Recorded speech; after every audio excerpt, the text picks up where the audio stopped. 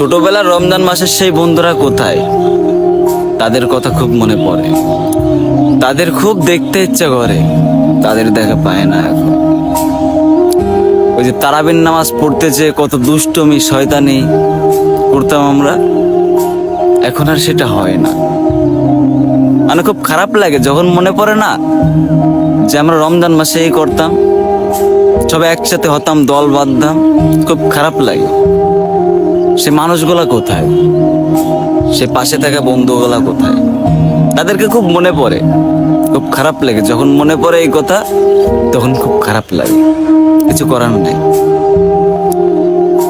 এখন এক একজন বন্ধু এক একটা শহরে বাস করে, নতুন নতুন শহরে। এক একজন প্রবাসীও হয়ে গেছে, অনেকেই প্রবাসী হয়ে গেছে। তাদের কথা খুব মনে পড়ে। তাদের সাথে কতদিন দেখা হয় না এটা আমি নিজেও জানি না। তাদের সাথে দেখা হলে অনেক ভালো লাগবে, কিন্তু তাদের সাথেই দেখা হয় না।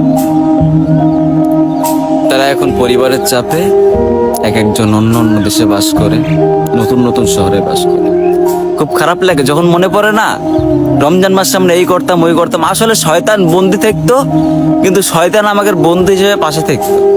আমরা শয়তানি করে বেড়াতাম, শয়তানের কাজগুলো আমরা করে বেড়াতাম, শয়তানের কাজগুলো আমরা করে বেড়াতাম। ওই যে বন্ধু বান্ধব যে যারা যারা ছিল তারা এই করতো। মানে ছোট ছিলাম তো, বুঝতাম না, কিন্তু ভাই অনেক মজা হইতো, অনেক মজা হইতো।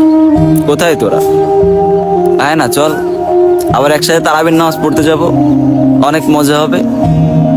আসলে কি, তারাবির নামাজ পড়তে যেতাম এটা বাড়িতে জানতো, কিন্তু আসলে তারাবির নামাজ 2 রাকাত বা পড়তাম না, এরম করে ঘুরে ঘুরে বেড়াতাম, শয়তানি বদমাইশ হিসাব করে বেড়াতাম।